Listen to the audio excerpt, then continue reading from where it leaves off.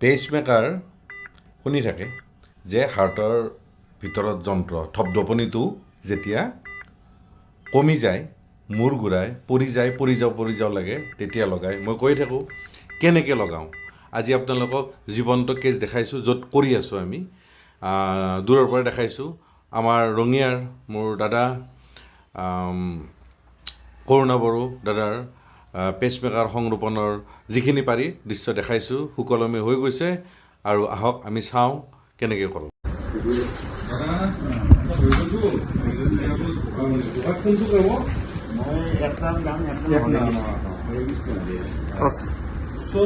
আমি পেচমেকাৰ শেষে হ'ব এতিয়া, শেষে হ'ব। কৰুণাতে আমাৰ বৰ সামাজিক মানুহ, আমাৰ ৰঙিয়া অঞ্চলৰ মই তাৰে। এতিয়া কথাটো হ'ল মহন্ত সূত্ৰে মই অলপমান বৰগীত চৰগীত নাম চাম জানো, কিন্তু কৰুণা টাইমটো লাগিয়ে থাকে।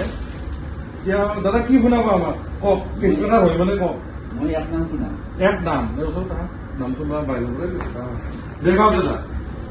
হৰে কৃষ্ণ হৰে কৃষ্ণ কৃষ্ণ কৃষ্ণ হৰে হৰে হৰে ৰাম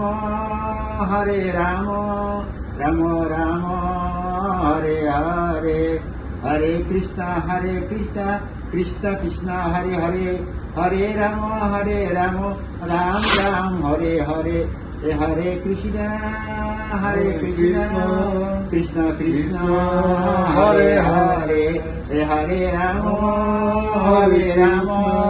রাম রাম হরে হরে হরে কৃষ্ণ কৃষ্ণ কৃষ্ণ হরে হরে হরে রাম রাম রাম হরে হরে হরে কৃষ্ণ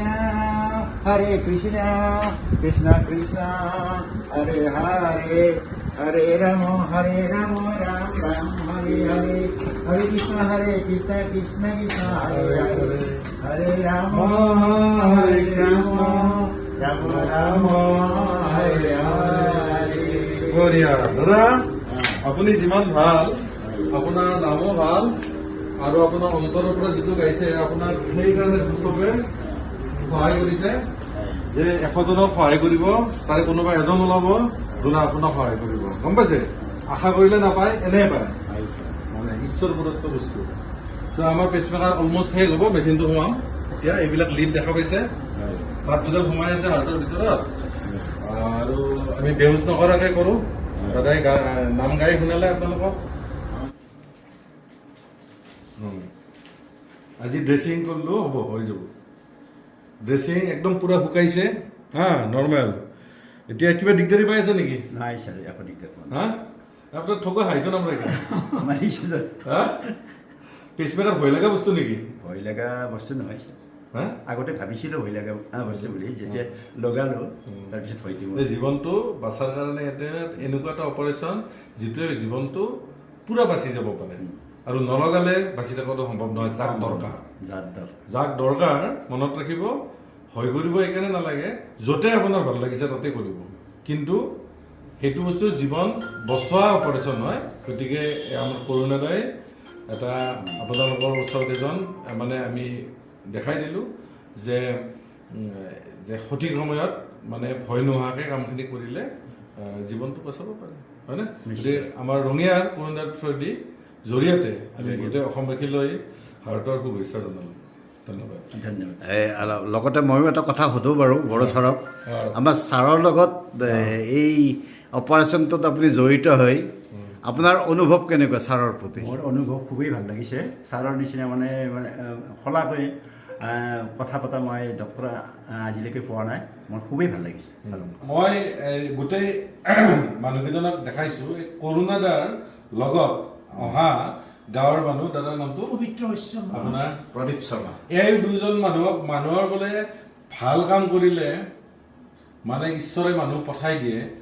মই এখেতৰ ঘৰৰ মানুহ একদিন দেখা পালোঁ, ছোৱালীজনী। তাৰ আগৰ পৰা অপাৰেশ্যনৰ সময়ৰ পৰা পিছলৈ দেখিলোঁ এখেতৰ লগত। গতিকে ৰাইজৰ কাম কৰে, ঈশ্বৰে মানুহ পঠাই দিছে।